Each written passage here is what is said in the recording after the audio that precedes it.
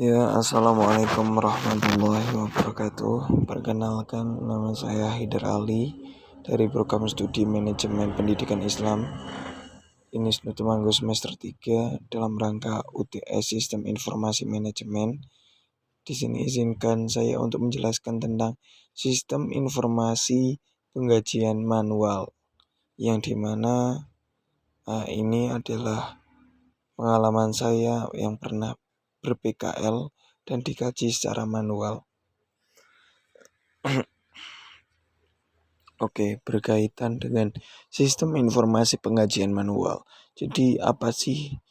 Yaitu sistem informasi penggajian manual itu selalu digunakan oleh perusahaan untuk menghitung dan mendistribusikan gaji kepada karyawan tanpa menggunakan perangkat teknologi informasi seperti komputer atau perangkat lunak, akuntansi. Sistem ini mengandalkan catatan manual dan kalkulasi yang dilakukan oleh petugas administrasi atau petugas keuangan.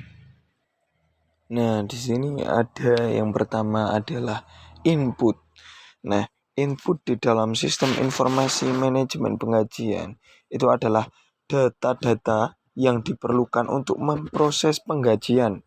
Data ini biasanya dikumpulkan melalui formulir manual atau sistem pencatatan yang lebih sederhana.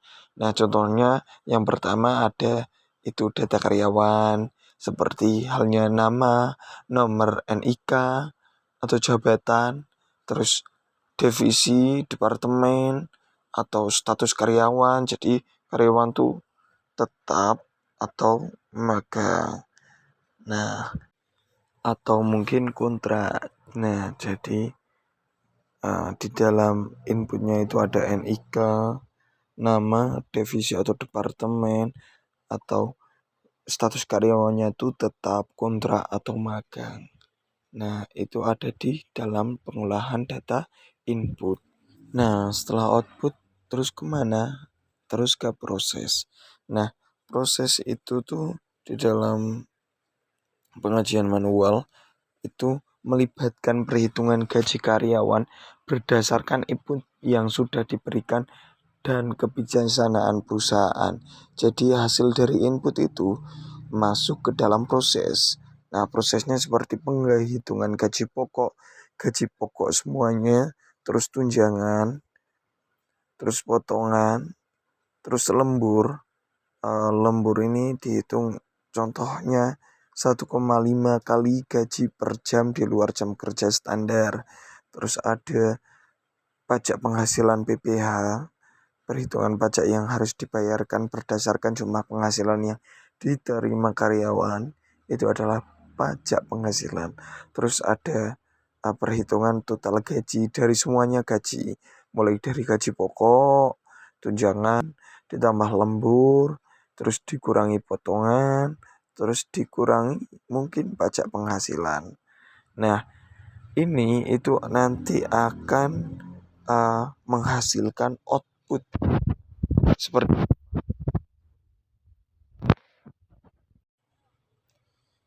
Nah, output ini adalah hasil dari penyajian dari dari proses-proses yang tadi.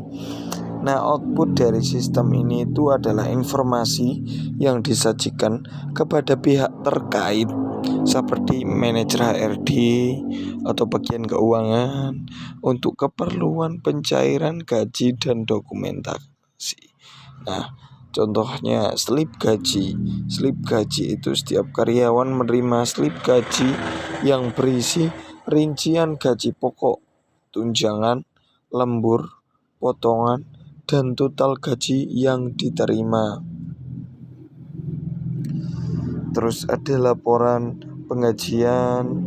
Laporan penggajian ini merinci jumlah gaji yang dibayarkan kepada semua karyawan, potongan pajak, dan tunjangan. Nah, laporan ini digunakan untuk keperluan audit dan pencatatan keuangan. Maaf, agak error ya ternyata. Terus ada data keuangan untuk pembayaran. Pembayaran dilakukan berdasarkan output ini, baik dalam bentuk transfer bank atau pembayaran tunai sesuai dengan jumlah yang telah dihitung. Nah, jumlah dari data keuangan untuk pembayaran ini berapa itu baik dalam bentuk transfer bank atau pembayaran tunai dalam penerimaan gajinya. Nah, ini adalah dari slip gajinya. Nah, slip gaji itu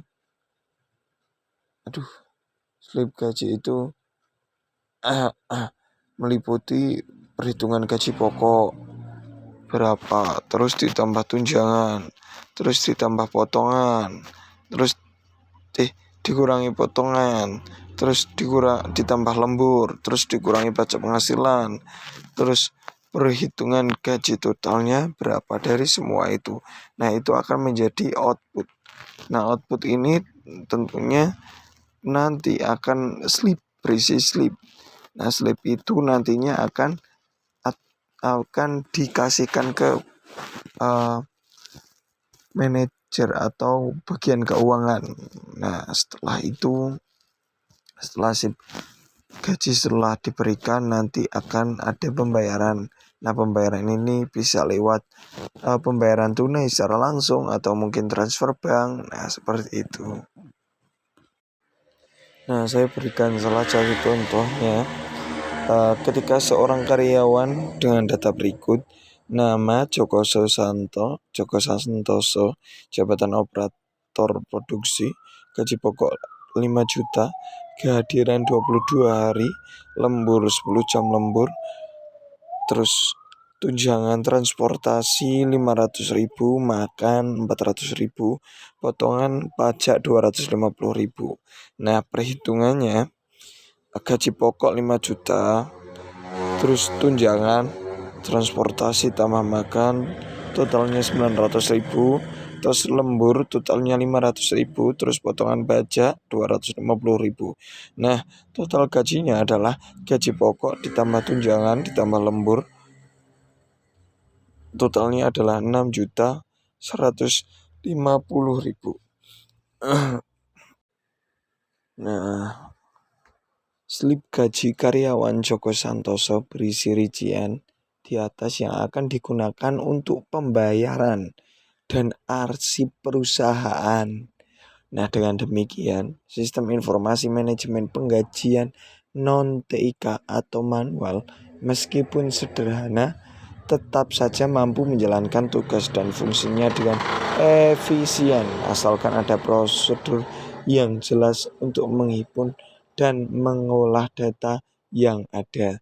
Nah, kesimpulan dari sini adalah sistem informasi manajemen penggajian non-TIK atau manual berfokus pada pengelolaan dan perhitungan gaji karyawan secara manual dengan input yang meliputi data karyawan, kehadiran, tunjangan potongan, dan lembur. Proses utamanya adalah perhitungan gaji-gaji berdasarkan faktor-faktor tersebut serta penyusunan slip gaji dan laporan penggajian sebagai output. Meskipun sistem ini tidak menggunakan teknologi informasi canggih dengan prosedur yang terstruktur dan dokumentasi yang baik, sistem penggajian ini tetap dapat berjalan secara efektif dan efisien untuk memastikan bahwa karyawan menerima haknya secara tepat. Mungkin cukup itu saja dari saya, kurang lebihnya mohon maaf, dan mohon maaf sekali jika suaranya saya tidak atau kurang jelas karena tentunya sedang serak. Kurang lebihnya mohon maaf, cukup sekian. Billahi taufiq wal hidayah. Wassalamualaikum warahmatullahi wabarakatuh.